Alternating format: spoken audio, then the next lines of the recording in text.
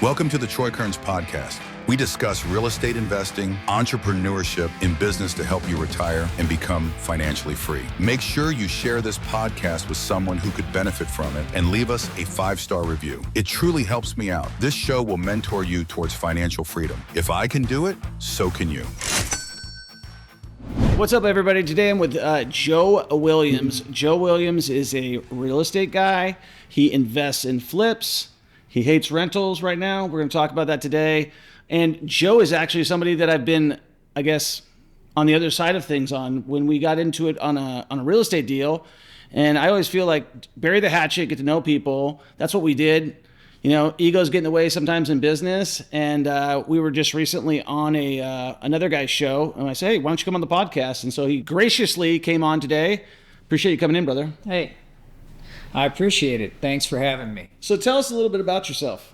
I've been working in the Kansas City market since I turned 20 years old. I've had a real estate license for 23 years. I bought and sold a little over 1,500 homes in that time. I started out as a realtor, became a contractor and a realtor, and then, was trying to invest. The first few years were hit and miss, but really hit my stride around 2010 or so. After I watched a bunch of people lose a bunch of money, I decided we might as well dive into it. So really, after I watched all the issues from 2008, 2009, I kind of learned as much as I could and kind of went with it from there. I'm a turn and burn type. I try to buy and sell as quickly as possible. I average between, I usually buy between 100 to 120 homes a year. That's a lot. Do you finance them or?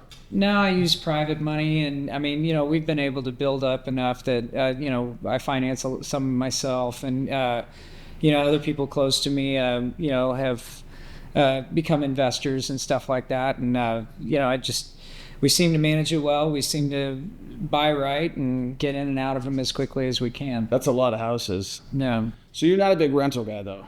No, but I will say this: since our last podcast, right, I am going to give Troy some credit here. I after listening to him and some of the other guys on the podcast, I really my motivation is starting to shift a little bit. I've been so addicted to the deal that my mindset has been so locked into just buy it for this price, sell it for this price, move on, find your gap, take your cash and go. Yeah. And I've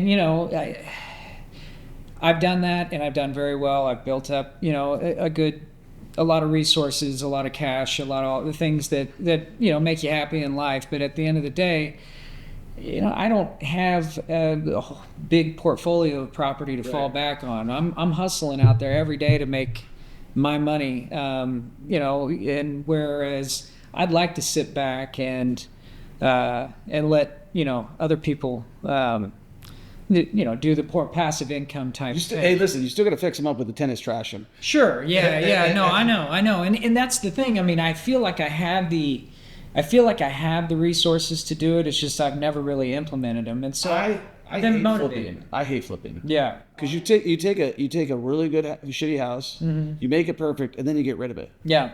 And it's like I'd rather take that really shitty house, make it nice, and rent it out. Yeah, and so over the past couple weeks, I have been really putting a lot of focus and emphasis on trying to find good lenders, trying to find good property managers. I've got 2 houses pinpointed that I believe I can get started with out of, and with my inventory and the amount of leads that I have coming in, I'm just going to kind of try to start by doing maybe one every 7 to 10 houses. Find my 3-bed, 2-bath or 3-bed, 1-bath in A or B neighborhood where I feel like I can cash flow some. Yeah. I'm going to try to hold on to those. Yeah. I'm going to do everything I can. I've got everybody else that's involved in my business right now. I mean, I'm telling them that they got to help break me a little bit. Yeah, you got to have it. Yeah. You're addicted to the income. Yeah, I am, and my lifestyle is too. So I mean, my lifestyle is too. But like the way I look at the houses is like, if you're sitting there and you did all this work, which the hardest thing is the construction, the lending is the easy part. So I could hook you up with a lender. Before you got here, my friend called me and he's like, I've got $50 million to deploy in capital. He's out of Vegas. He's my buddy for 18 years. Yeah. And I'll give you his number. His name's Jason Abrams. He's been on my podcast before. But the thing is, I mean, if you're making a lot of money, you're paying a lot of taxes too. Absolutely. I don't pay no taxes because I own real estate. Yeah. So if you own the real estate, you don't have to pay the taxes. So you could still flip, even if you were to like, hey, if I'm going to project to do 100 deals this year, and I'm going to make whatever I'm going to make, but if I was to buy X number of rentals to offset so I pay no taxes, that's how many rentals I should buy. Yeah. That's what my formula would be if I was you. I'd be like, well, if I'm normally paying this amount in taxes, how many rentals do I need to buy so I pay zero? Because otherwise you're just working for the government. Yeah, no, absolutely. I mean, and I'll tell you, something I heard you say on that podcast the other day is you find a lot of your leads on MLS, which Fuck. Yeah. You might have taught an old dog a new trick because, I mean, we all started on MLS. That's where we all started looking. That's what we found is that's how we learned about our values and where the neighborhoods to go after. And my emphasis is always days on market. I want to go. I think it's a great one. You refreshed my mind about that too when you said that on there. Yeah, I was like, you said that was your one principle that you always watched, and I was like, since I gave up my license as a realtor, I've stopped paying attention to that as much. Yeah, but I always watch it as a realtor. Yeah, well, I think it's important because it's the most important. Yeah, I mean, ultimately, you have to have an exit. I mean, one day, eventually, you're going to have some sort of exit, and might as well do it in an area where you can, and you feel confident that you can. And obviously, my whole emphasis has been turn and burn, so that's what I kind of went after. But, I have found a couple houses recently that were on MLS that I normally would tell somebody, no, I can't really do anything for you because your house has been listed on MLS. It's been broadcasted out to everybody. It's been on the market for 100 days. But, low. Well, that's the thing. I mean, one of them is a house in Raytown that was listed for $149,000 because the realtor promised that they could get it for him. This person came back to me after 100 days. And they go, well, hey, I listed with the realtor. It's been on the market, blah, blah, blah. But if you'll take it for $125, will you take it? 3-bed, 2-bath house. The other thing is, Joe, is if you're having those types of conversations with people, talk to them about taking over the financing. That's true, too. Just say, then you're fucking flush. Yeah. And that's another trick I need to learn. I want to have that one in my hat. You want to know what it is? Okay, you remember how we met on that deal? Yeah. So... you know why I won that deal and I beat Jared? And I didn't know it was Jared's deal. I never tried to go and fuck him. Yeah. So how we met was we were chasing a pre-foreclosure. My guy literally knocked the door. And she's like, well, I have a deal, but I'm not happy with these other guys. I'm like, cool. We're not happy? We'll get you out of that deal. Yeah. And so the only thing we knew was that it was at Rick Davis title because we saw the contract. Well, a deed trumps everything. So I got her to record the deed and moved right on. If they have a mortgage, it's the same thing. I'll record the deed. I'll do a letter of authorization. I send that to the mortgage company, and I have the mail sent to me. That's beautiful. I mean, and so basically you're assuming the loan and then paying them. Not assuming. I'm paying the loan. Okay. Assuming means I need to get approved for the loan. Okay. So what I'm doing is I'm just taking over the payments and changing the mailing address and sending the bank the payments. That's amazing. And I'm recording the deed in my name. The mortgage remains in theirs. Yeah, that's a hell of a deal. Well, yeah. I mean, that's the thing. Being so narrow-minded as I have been in the time I've been doing this, I've learned a really good trick, but it's one trick, and you know a lot. I don't think you're giving yourself enough credit. I think what you're beating yourself up on a little bit is I should have done that because you've seen a lot of those values go up. Yeah. I think what you're just realizing is, I think the most important thing I'm hearing is you can teach an old dog new tricks. Yeah. Because you're open-minded. And if you were closed-minded, you'd be like, no, I'm not doing that. Yeah. You're in here because you're open-minded and we had a conversation. And I think that, you've done 120 flips a year, dude. That's a massive amount. You have more construction knowledge than probably anybody. Well, yeah, I can look at any major issue and it doesn't even bother me. You told me that on the deal. I mean, that's the thing. If it's a sewer or a roof, a foundation, anything like that, it just... doesn't faze me because I've seen it. I mean, thousands of times. You Right. know, I've seen it over and over and over again, and so I am very, and that's part of this business. I mean, there's an aspect of you have to have a lot of patience. Right. You have to be ready to deal with issues. You've got to be ready to see some shit that you've never seen before, and you've got to figure your way out of it. And every true. single house is going to give you something different, and that's the thing with. So yeah, I mean, I do. In some cases, I will sell myself short in that respect because I have seen a lot. But I mean, ultimately, And you buy all over the state, don't you? Mm-hmm. You were in Lawrence. You were talking about dealing in Lawrence. yeah, I'll go Lawrence. I'll go within probably 100 miles of Kansas City, something like that. I mean, We got a deal for you in Windsor if you want. yeah. If I haven't heard of the town, I don't know if I'm going to buy there. But It's right by Sedalia. oh, okay, all right. Well, 2 houses for $28,000. that's not bad. I mean, obviously, you stick renters in those. I mean, That's a rental right yeah, there. If yeah. you want it, I got it for you. Yeah. Well, like I said, we're going to start Slow. where I know and what I feel comfortable with. But no, I mean, I think that I've really had a shift in my. What do you think it was? What do you think it was like? I mean, because I would say, I'm not going to give myself credit. It's just probably something you've been thinking about. Well, and I'm part of masterminds groups and all that kind of stuff. And a lot of these guys in these groups have, Pat's got 200 or 300 houses, whatever he's got, and these other guys, they've all got that they can just basically fall back on, because if everything stopped tomorrow, people are still trying to pay their rent and live in these homes and stuff. And so the way I'm looking at it is, it's about time that I do You're something. building something more, I think, is what the deal is. Like you've sharpened your skill set so much that your skill sets are sharp. But in terms of something to fall back on, this is your legacy play because you got kids and stuff like that. And the way you're rolling, a guy who does that many deals, you could probably scale and be. I'm super conservative, man. I built it. I almost went under in 2005. Mm-hmm. So I did it out of fear. Mm-hmm. I was afraid I was going to lose everything because I went first house $112,000, rented it out the rooms. Second house $189,000. My first live and fix and flip. Rented out the rooms. Then I thought I got the whole game figured out. Bought 2 houses in Vegas. Almost went under. And then bought houses for cash during the financial crisis because as a realtor selling 700 homes a year. Yeah. And so I came out of it and I just said, well, why would I ever stop? Yeah. And so like when things get tough, because I have most of those houses paid for, I'll just suck money out of them if I need it, I'm kind of an old dog too because I'm so afraid of debt. Yeah. I'm afraid of debt. Yeah. I agree with you 100%. And that's like one of the things too I look at. I've been very fortunate. My house is paid off. My building's paid off. A lot.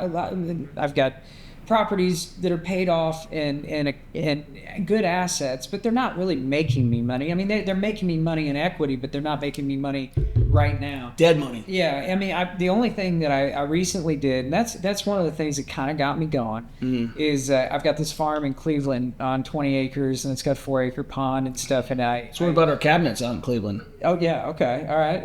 And so what I did is I start Airbnb the farm back in September, and it's been tremendously successful, and I've got people coming to stay there all the time, and so do more of those. Yeah. So the thing's bringing in $4,000 a month, and I mean it makes a lot more sense. Who's managing it for you? I've got Airbnb managing that one, and the thing is I believe that if I don't necessarily need to have a bunch of Airbnbs. I've gone down that road before. There was a time when I had 10 Airbnbs back when they first got rolling here in Kansas. 2016. Yeah, early. I mean, I got rolling in that right when but I was doing it so that I would buy a house in like Kansas City, Kansas by KU Med, turn it into an Airbnb, furnish it, own it for a few months, and then turn around and sell it. And so what I was doing is it was kind of a vehicle to sell these properties, is kind of set them up and then sell them off. And so it worked out really well, but then obviously everything happened in Kansas City, Missouri. Things got oversaturated, then things got regulated, and so I kind of stepped back. But then when I had this farm, I was like, shit, this thing's sitting here. I got 2 horses out here. I got a caretaker. I got a 4-bedroom house and a pond. And I like to play golf. I'm not a farm boy, so I don't go Are you a out. golfer? Yeah, I golf, dude. I play golf probably 3 or 4 days a week. We need to play. You got to beat my. I'm not a good golfer. I'm terrible. I am terrible. So I started playing golf. I didn't grow up playing golf. Me I either. started playing golf because I could, and it was one of those things like it 7-8 years ago. I'm sitting around going, well, real estate. Once you get it down, you can work on your phone most of the time. And I wanted a hobby or something to do, and I had a lot of friends that enjoyed golf, so I would go out there and I'd be pissed off by the 14th hole and quit. Yeah. And so I just but I got addicted. I kept going out there and playing more and more, and finally now, there were, up until recently, I belonged to 2 different country clubs. Which ones? 2 different courses. Now I just belong to Blue Hills. I'm at Blue Hills, and then I was at Loch Lloyd. Jared was over there. Yeah. So I was at Loch Lloyd. I'm still at Loch Lloyd, but the thing is Blue Hills. I hate country clubs. Blue Hills is right down the street from my house. And when you say you hate country clubs, I think that what you mean is you hate the social aspect of it, right? The people, the way they act, and pretentiousness and all that bullshit. Well, I'll tell you everything. So, for me, if it was right down the street, I'm with you. Yeah. I belong to the National. Mm-hmm. It was 20 minutes from my house. Yeah. 25 minutes from my house, and then they took to tell me how to dress. Yeah. Trust me, I get that. I understand that. Well, for me, the reason I had these 2 that I was going to, and one was 15 minutes away from me. The other one, I get on my golf cart and ride my golf cart there. So naturally, I barely ever go to the one that's 15 minutes away, and it's a little more snooty and whatever. I mean, the club I belong to, Blue Hills, it's like Caddyshack. I mean, the social aspect of it, the people there, everything about it is wonderful. And the men's leagues and the relationships I've built and everything else has been awesome. And they accepted me as a shitty golfer, and I've slowly, progressively become less shitty, gotten a little bit more respectable to where I feel comfortable playing with other people and stuff. There was a time where I was like, shit, I don't even want to play because I'm gonna, I preferred playing by myself or playing with a couple of my friends that also sucked. Yeah. Now I'm like, I can go out there with a couple of guys. I may still shoot 90 or something like that, but at least I'll have a couple of solid hits in there. That's the part that people. I'm so glad you brought that up. Nobody ever talks about that. There is a humiliation that comes with golf that guys don't like. It's embarrassing when you can't get off the tee. Yeah. And you're out there with a bunch of dudes who, even if you pair up and you go out there by yourself and they put you with 3 other people that you don't know, and you shank one right off to the right side, and you're like, it never happens. You know what I mean? Next all of a sudden, you start. All you're thinking about is how bad you suck. The internal dialogue in your head is just like, I'm a shitty golfer. Why am I out here? Yeah. And then you see somebody else playing good. You're like, it comes so easy to them. And I think it's so interesting that you brought that up because it is a very humiliating sport for something that's not. I don't necessarily think it's the most athletic thing. No. Because you can see big fat people that do it well, and I wouldn't call them athletes. Yeah. But it's something where it comes to like getting everything so perfect where you hit it. I've taken more lessons, done more practice, and I realized I just don't want it that bad. So I'm okay with being a shitty golfer. Exactly, because here's what golf does for guys like us. It gives us a place to go, and it gives us a thing that completely takes our mind off of everything else. Because when we are shitty, we're thinking about, how can I get, what can I do to make this swing better? What can I do, blah, blah, blah. And by the time you're a few holes in, you're not thinking about the deal that just fell through or, whatever else is going on in your life that's bothering you or whatever. Yeah. All you're thinking about is just getting through that round without, really making yourself feel like shit. Yeah. And so the aspect of that, I think, is probably something that made me keep going back to it is because, in our line of work, there's a lot of stress involved. There's a lot of things involved that take our mental, take us away mentally from things, and obviously will cloud our mind a little bit if we're thinking too hard on work or hyper focusing on different things. And so to have a release like that is healthy, and it's just like exercise or anything else, but it's expensive. It's more expensive. Yeah. But no,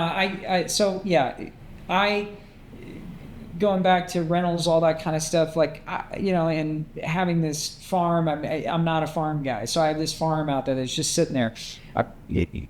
I could sell it and make some money, or I could do what I'm doing now, which, I get to keep the farm. The farm continues to gain equity. Right. Now it's being utilized, and I can wait a couple more years until I want to sell it. Where it's a $700,000 piece of property now, it could be $1 million piece of property 5 to 10 years from now. I just say, like, never sell them. Like, the only way you should sell them is if you're trading up or trying to get more capital, because, I look at myself and I say, I'm nowhere where I think I should be, but I'm way further than I ever thought I could be. Yeah. If that makes any sense. Like, absolutely. I'm really hard on myself. I'm like, man, Troy, you should be freaking able to do these massive deals. You should be able to go so much further. Like, you should be, like, getting to the next level. And then I'm looking at myself and be like, but I never thought I would even be here. So you got to take, like, that in slumps. But the only way you're going to build something is, and because what happens is, I've seen this all the time. I've seen guys that, like, they were competing with me, and then they sold everything, and then they're telling me that was the biggest mistake I ever made. Yeah. And they're so beat, kind of like that golf game, they're so beat by that one decision. Because as you know, those bad decisions, I've made plenty of them, they just roll through your head over and over again. You're like, oh, why the fuck did I do that? Why the fuck did I do that? Why the fuck did I do that? Like, with this building, when I bought it, I was like, okay, cool. But I just know that, like, this one lesson here was like, Troy, you probably should have studied the taxes a little bit more on this one. You probably should have had one. The office is actually dead in Missouri, and so I just look at things like that. One of the things that I really like that you brought up on the last deal that we were on together is you spoke about fear. Yeah. And you faced a lot of fears, this building being one of them. I mean, I could only imagine the amount of anxiety and stress and fear you felt just walking into this project. And, walking in here and seeing it, I'm like, geez, this is a beautiful building. I love it. Renovated in great shape. I mean, it makes sense. Yeah. If you're able to own something like this and capitalize on it, it makes sense. And I think that is what holds so many people back, is just the fear of getting out of their comfort zone and doing things that they don't necessarily know how to do. And that's me right now with buying rentals. Yeah. I don't know exactly what I'm doing, but I'm going to go ahead and see what I can do with it. And if it works, it works. If it doesn't, I know I can fall back and sell it. I'm so wired to make a lot of cash that, I'm sitting here going, I don't want to pull out the cash. I don't want to cash out refi. I want to get my cash back out of it. Maybe buy them for cash, refi, get my cash back out of it, but then leave the equity in it and fucking just let it do its thing, so I can make $400 or $500 a month off of each one of these or so. I mean, what is your target per property? If we're just talking like, I'm wired a little bit different than you. Yeah. So I'm going to tell you mine. I don't expect it to be anybody else's or yours. But I do think the rule for $500 per property is an outstanding rule. But for me, I'd rather take that $500 to pay down debt. I don't need the cash flow. Yeah, okay. You know what I mean? Like, so when I have debt, my number one goal is pay down debt. Yeah. With anything. Cars, like my car, I get my payment, $2,500 a month.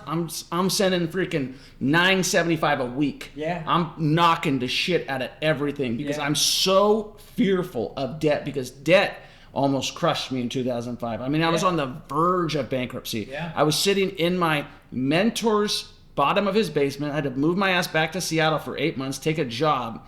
And so when I look at houses, the rule that I look at is like, can I buy a house for 40 that rents for 800? That's okay. So that's called the 2% rule. I call it the 20% rule because I'm paying cash. But I also look at it like, man, if it rents for $800 a month, divide 800 by 40, how quickly do I get my capital back? Yeah. So that's what I really look at. I don't look at like the $500 per month. That's not really sexy. I don't look at equity. What happens is, the amazing thing, I buy shitholes in the ghetto. Mm-hmm. But I buy good streets and I make nice homes, and people call me a slumlord all the time. My houses are I take pride in. Like, my parents grew up as tenants. Mm-hmm. I was a tenant. I care about my tenants. Mm-hmm. Most people don't know that there's more shitty tenants than there are shitty landlords. Mm-hmm. I can promise you that, okay? Yeah. And so what I try to do is I try to go in and make a nice home for somebody, and I try to find someone that's going to take care of it that I don't have to raise the rent for. Yeah. Because I have had people working mothers. I've got a lady in Hattiesburg, Mississippi. She's been in my property for 14 years. I raised her rent one time, $100. That means I don't have a turn. If I have a turn and I got to pay $10,000, $20,000 to fix this house up, it's worth me discounting the rent. So I look at trying to find, ideally, a 3-1, a 3-2, a 4, anything with more bedrooms is better. I don't want something that's, I would say, between 1,200 at the most 2,000 square foot. The bigger houses just cost more money to turn them. So you're better off. They do better in appreciation. But what happens is, this is where the magic happens. So those little rentals, like I bought these little shitty ones in Kansas City where you guys all said, well, those were $10,000 houses. We're never buying those.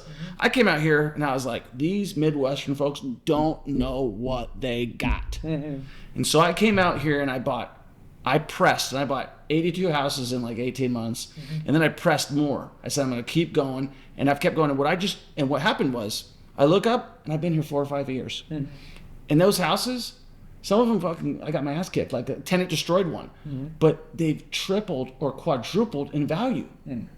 Now my upside, when I go to 1031 again, because I 1031'd in those from the houses that I bought in Vegas for 15 grand that I sold for 200. Yeah, that's beautiful. I mean, and that's the thing, is being able to have that vision. I mean, you see, that's a completely different philosophy. 10-year hold. Yeah. That's the vision. 10-year hold. Yeah.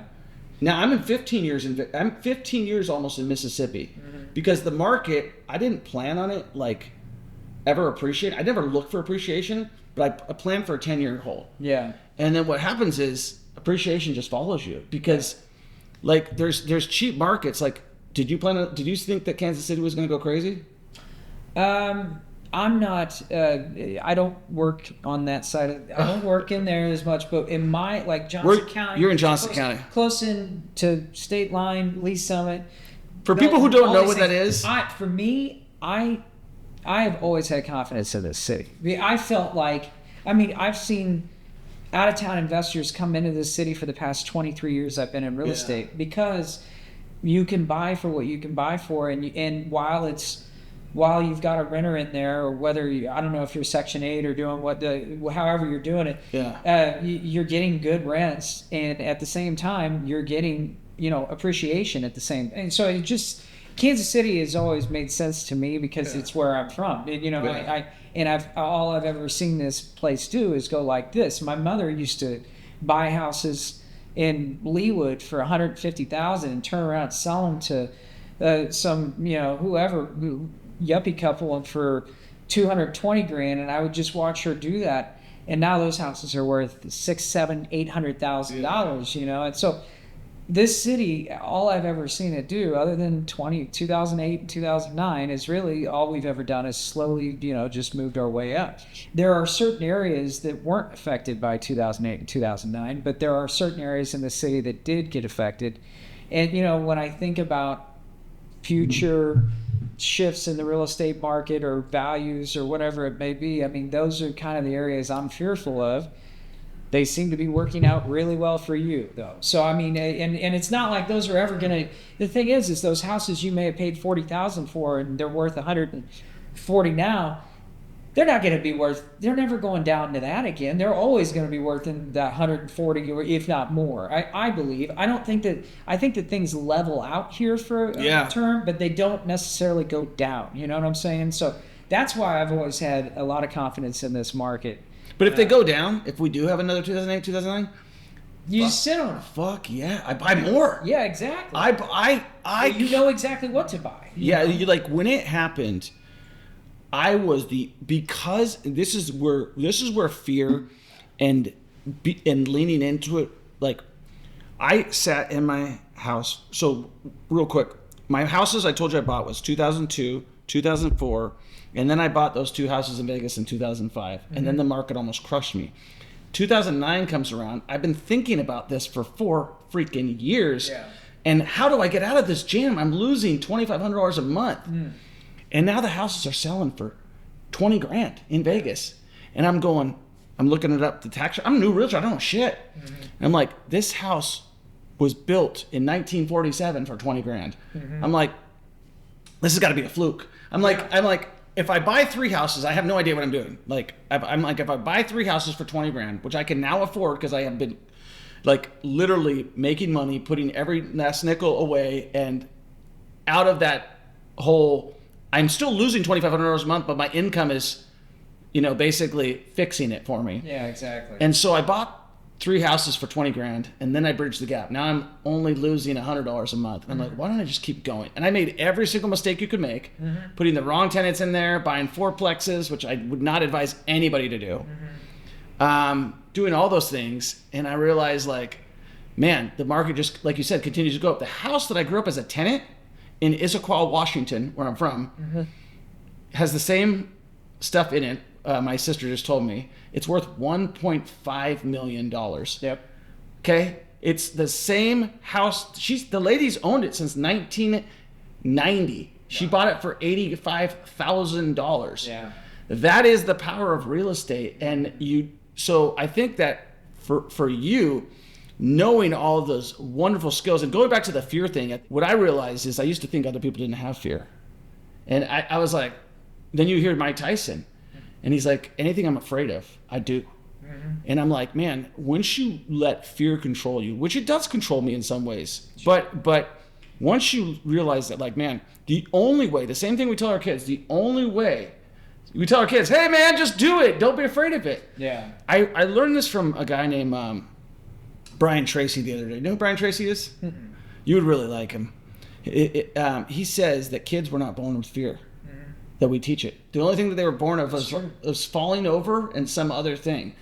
And I was like, wow. Yeah. So everything that I have in me can be taught and untaught. Yeah. And so, like, learning and leaning into things that I'm afraid of is like my second part of life. I don't want to be one of those guys as I get older that I become more, because that's what we do. Is we get older, our world gets smaller, right? Yeah. So yeah, I'm trying to do that. Like, shit, podcasts, man. I've done 150 of these. I have no idea what I'm doing. I'm just trying to public speaking. Nobody likes public speaking. No. Being in court. Yeah. Nobody likes that shit. No. It's not comfortable. No. So I try to do things, because when we avoid them, the fear grows. Yeah, I really like that. Hey, thank you so much for tuning into our podcast right now.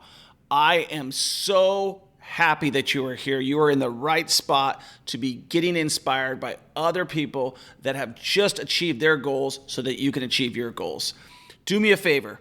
Leave us a 5-star review. It really helps us grow. And give us comments and feedbacks. We read those. It helps us grow. The most important person in this podcast is the listener, right? And so if you give us your feedback, it will allow us to create a better podcast for you. And make sure you enjoy the show and leave us a 5-star review.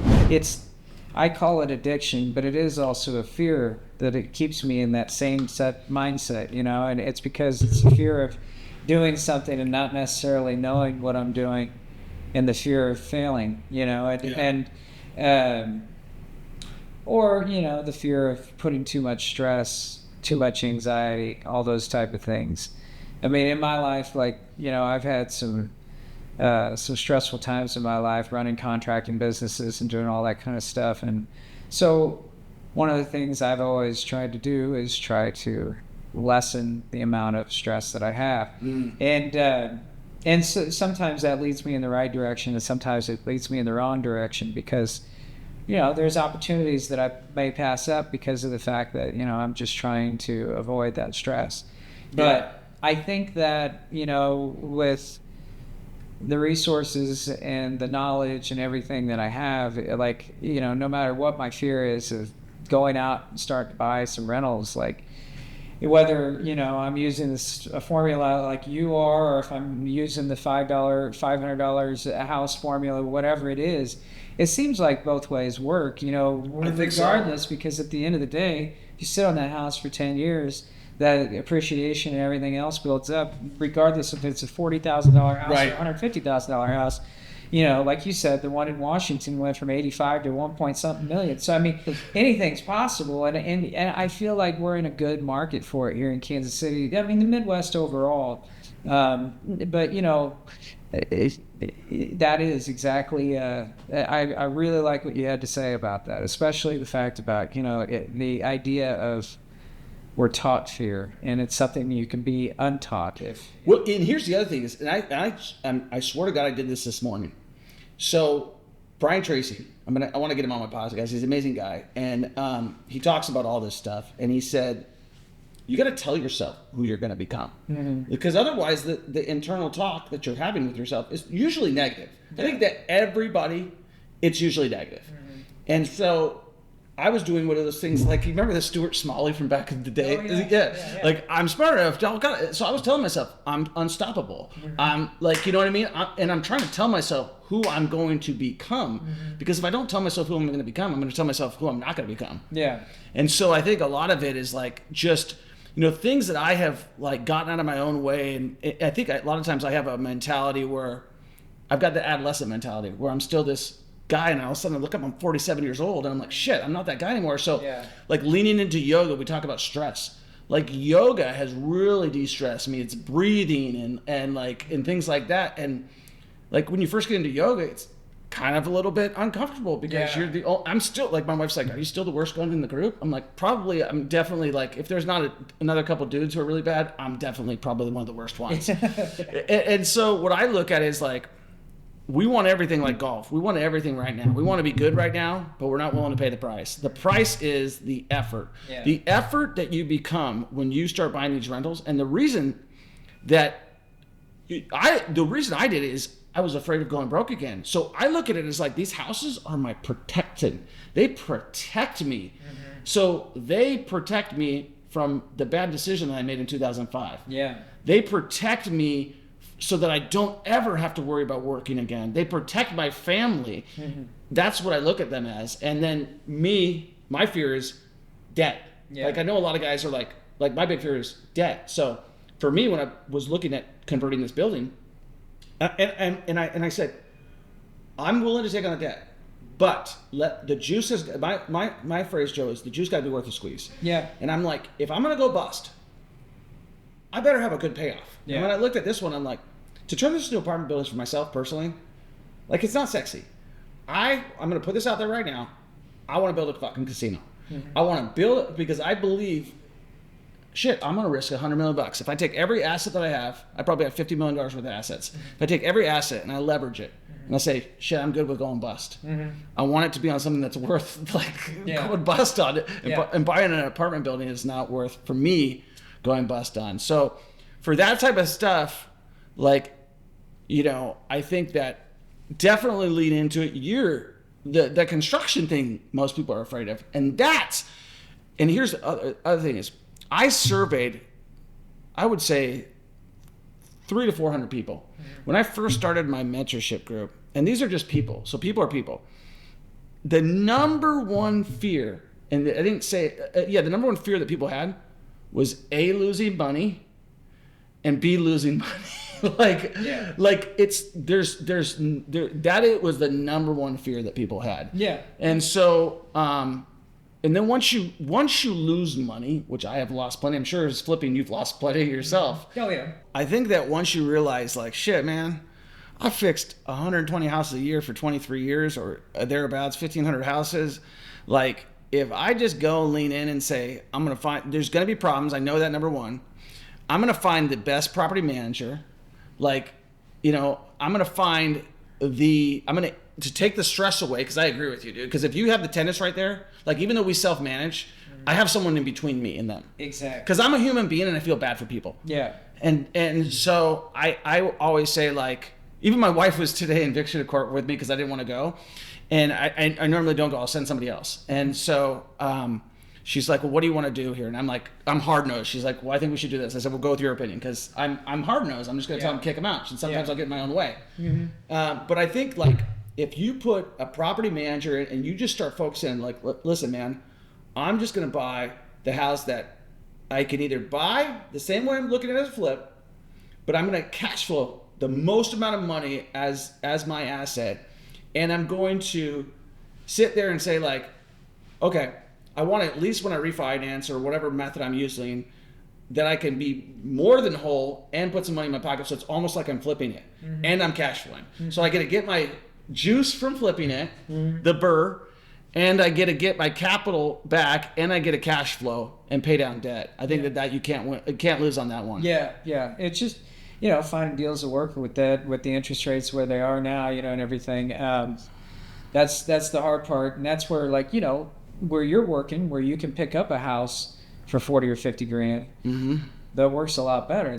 When you're buying a house for 140, you may need to get out of Johnson County, my friend. Yeah. No, I know.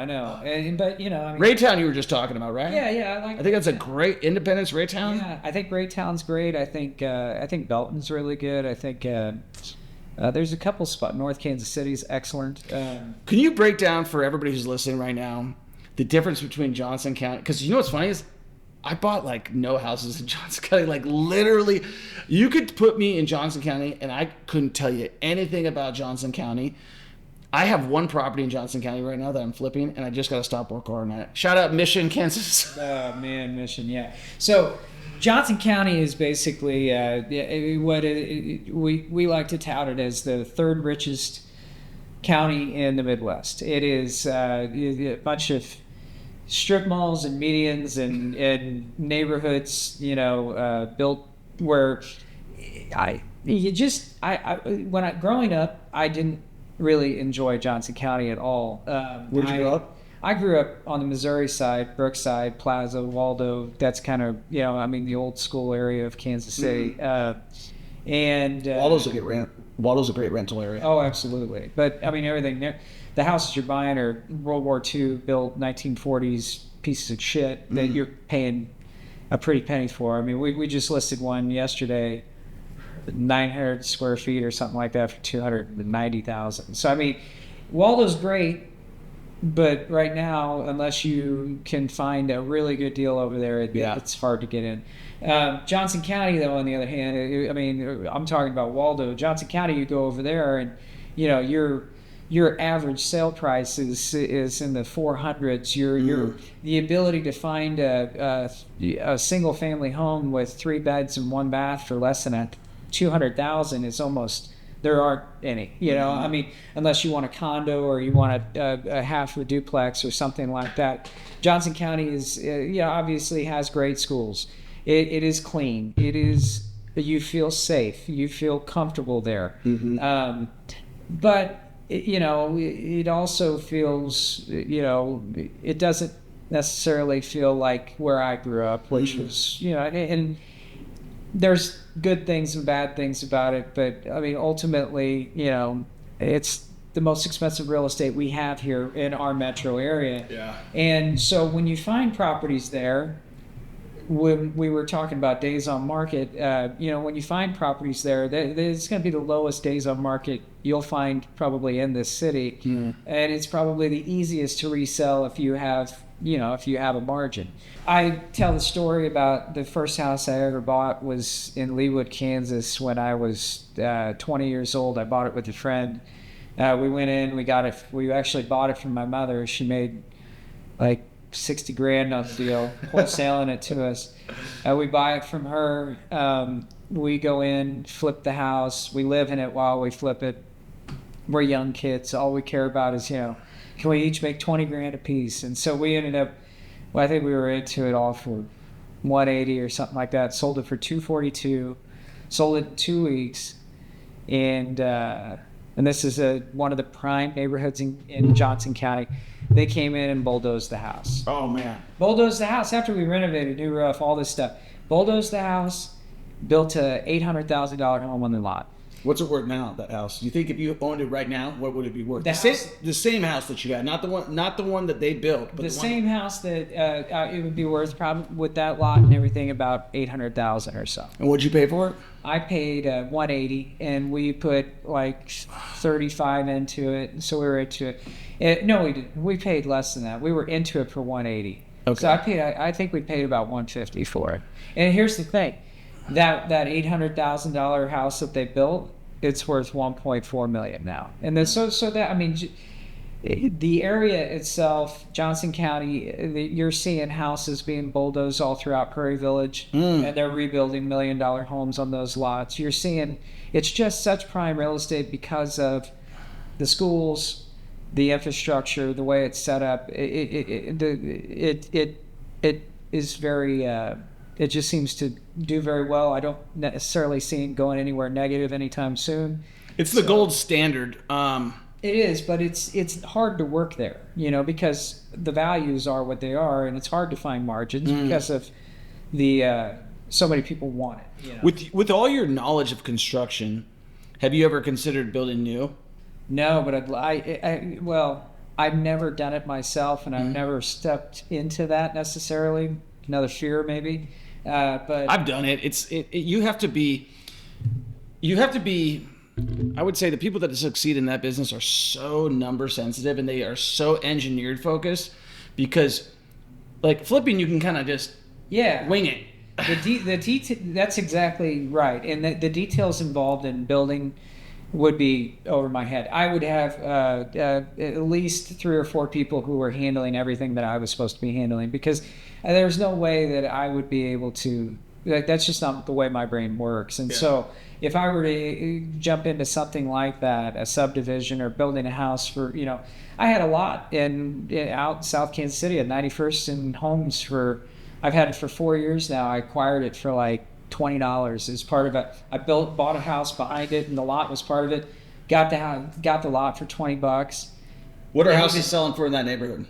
About $250 to $300,000. Not worth building. No. So what I did is I ended up selling the lot for $100,000, which was cool. But at the end of the day, in my mind, because this lot was on a busy road and it was zoned where I could have built, a couple duplexes on it. It was about an acre. So it was a good sized lot. Nice. On a busy road in a good school district, Hickman Mills School District. So I felt like I could go in and build a couple duplexes on this or do something of that nature, but I never ended up doing it. So, I ended up selling a lot, making my money, and I was happy, I think that when it comes to that stuff, like, you can do everything that you put your mind to. Like, I built a bunch of houses, but you have to look and see, like, is it really fear, or is I just don't want to fuck with it? Because, like, when it comes to, like, I built my house out here, and it was just based on, I'm going to do it, and, like, and when you look at it, I would have been much better hiring a builder. Like I would have probably saved some money, I would have probably saved some time, and, but I got it done, and I'm very proud of it, and, whatever, I built several houses. So, as I'm moving down the road, I'm talking to you about, Washington State, and I'm like, my friend, who I've known for 31 years, is a construction guy. He's the guy who put the molding in my house, in my condo, 25 years ago almost.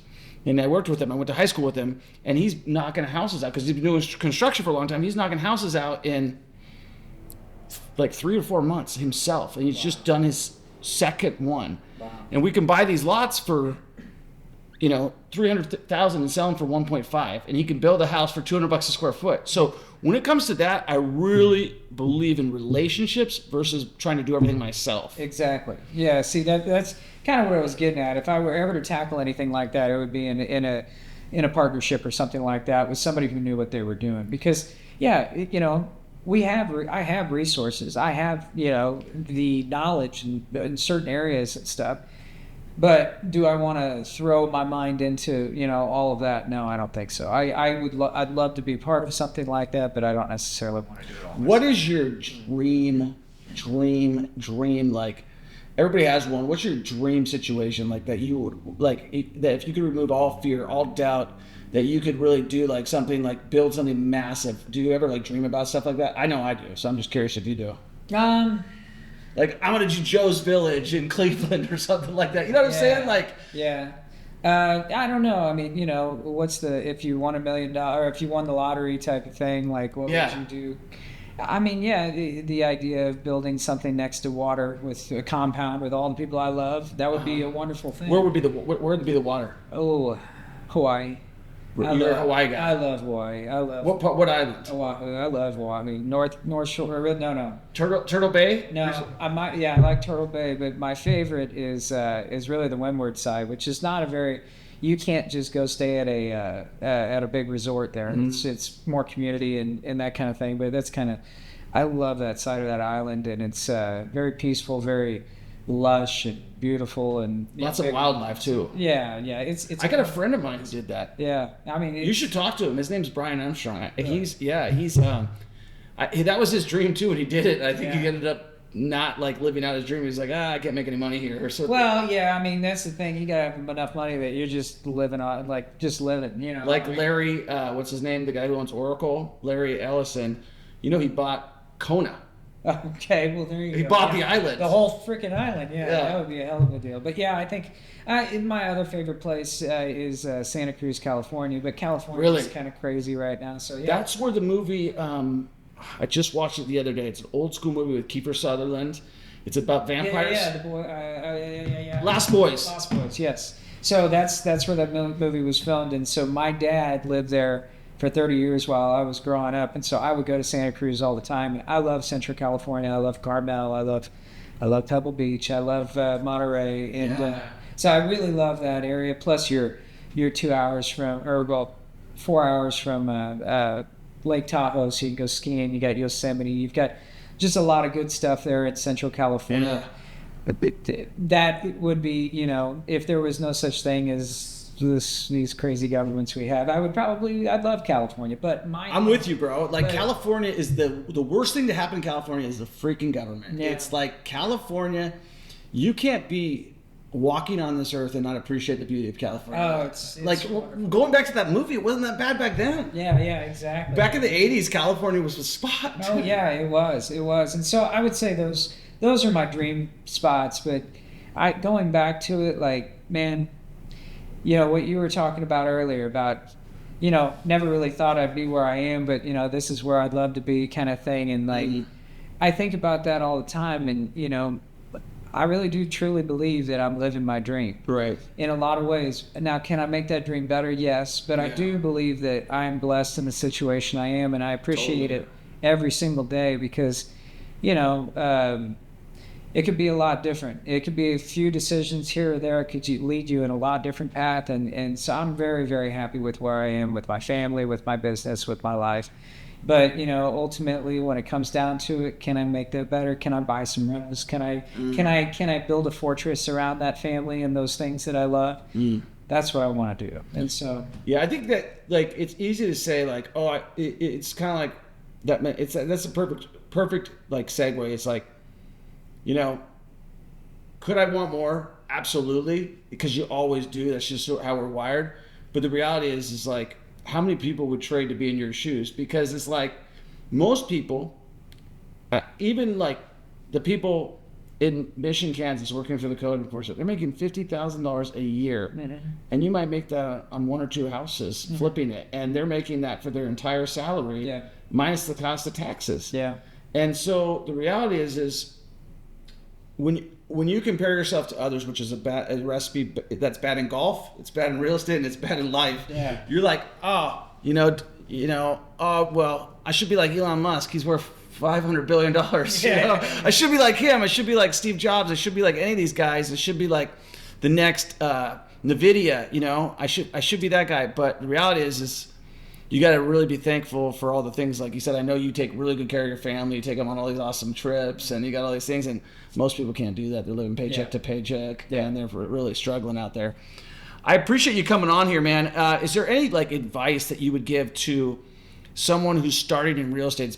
It's blessed your family, your life. It's blessed my family, their life. There's a lot of people who listen to this podcast.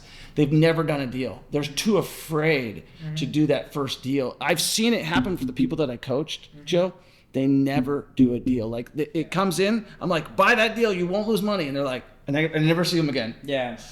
Well, I would just say, kind of what we were talking about today. I mean, the main thing would be is facing your fears. Right. And if you see an opportunity, you've only got one chance in this life, and it's a short life. And so if you have an opportunity that makes sense, go for it. If you lose, you learned. If you win, you learned, but you made some money. So, I mean, I ultimately, that's for me, I think is the main thing, and just keep going, I mean, there's going to be bumps in the road, but that's all part of this, isn't it? I mean, as long as you know how to take from those bumps and learn from them and add that knowledge to yourself, to do better in the future, I think that's the best thing to do. 100%. The other thing I would just add to that for myself personally is the juice worth the squeeze? I mentioned that earlier, but like, I'll give you an example. I know guys who love to fly. They love being on the plane and flying the plane. I don't like to fly. It like, whether I'm the passenger, whether I'm the captain, it doesn't do anything for me. I just don't like it. It's a real, like, I'm like, if we die, we're dead. If we crash the plane, usually chances of survival. We're not doing a water landing. We're not blowing up. We're not going under our seats. We are freaking eviscerated. Yeah. And so when in 2012, after the real estate market, like, wait, hammered for, you remember, for 2008 to 2012, it just was like apocalypto. Yeah. And I'm like, I'm going to go get my pilot's license. And it was time to solo. And the guy's like, you're ready. And I said, okay, I'm going to be up there by myself. There's no guy next to me that, and I'm like, what if I freak out? What if I panic? Yeah. And I'm like, I will die. And I'm like, in real estate, no matter if you fail, you will not die. Yeah. You will be able to, like you just said, you will be able to pick yourself up, learn from your mistakes. In flying, it sounds like you're dead. Like, you're washing windows over here on a skyscraper. Yeah. And you come out, maybe you're a window. Dude, I have a guy who I coached who does like high wire plane stuff, or like he's in a helicopter, hanging out of a helicopter doing high wire lines. You know what I mean? Yeah. And he's scared to find a real estate. I go, bro, do you know what you do for a living? Yeah, no shit. Like, dude, you're not going to die from this shit. That's the biggest thing, is you're not going to die. You're only going to get better. It's just money. Financial prowess is way, like, easier than anything else you're probably doing, you know? Yeah. I agree. Well, I appreciate you coming on, man. Do you have a social media, or do you have anything where people can follow your journey and keep track of the rentals that you're going to be buying this year? Yeah, well, or 2026? So I don't put a whole lot on Facebook, but and I probably should a little more than I do. But we have a Facebook page, House Magic KC, and I usually post properties that we're buying and selling on there. Now we might be holding a couple of those, but that's good. But yeah, I mean, other than that, it's, I'm Joe Williams. That's just who I am, here from Kansas City, and that's what I do, buy and sell houses. Well, I appreciate you coming on, man. I appreciate we were able to bury the hatchet. Yeah. I will give him a little shit. He was talking shit after he beat me, which is kind of funny. Yeah. Well, hey, you know what? This is what it's all about. Yeah. If you can be a professional in this world and go through situations like that, and then be able to shake hands and become friends with the person, that's how it's supposed to be done. I mean, we can go through, everybody has disputes or relationship issues with, whatever is going on in the world and stuff. Yeah. But like, man, this is great. Well, life's too short to have enemies too. It's like, if you're gonna really have an enemy, it's gotta be over something like that. Legit, legit, dude. Like, we got in a real estate deal and got in a beef. It's like, okay, whatever. The $60,000 house that neither of us probably even step foot in. So I mean, exactly. Like, that's the thing. Like, ultimately, I'm really glad to be sitting here with you. Me too, man. I always like to turn a negative to a positive, and I'm glad we were able to do that. Guys, make sure, if you're out there, you're listening right now, number one, that you subscribe to the podcast. Number two, that you face your fears. I think that's kind of been the underlying tone in this whole thing. We all have them. Nobody's immune. Unless you're brand newborn, then you don't have them. So face your fears, take action. We'll see you on the next one. Peace. Man, I am so happy that you turned in to the Millionaire Mentorship Podcast. It's something that I've been working on for over 3 years right now. We're up to 150 podcast episodes. A lot of them are virtual. A lot of them are in studio, which is what we prefer. If you have a guest that you think that should be on our podcast, all you got to do is comment who it is, and we'll reach out to them. Or if you want to reach out to them and reach out to us, we'd love to have them on a show. We're looking for entertaining, inspirational people that, just like you hear on the podcast every week, that can bring value and help our listening audience achieve their goals. If that's something for you, comment down below and let us know.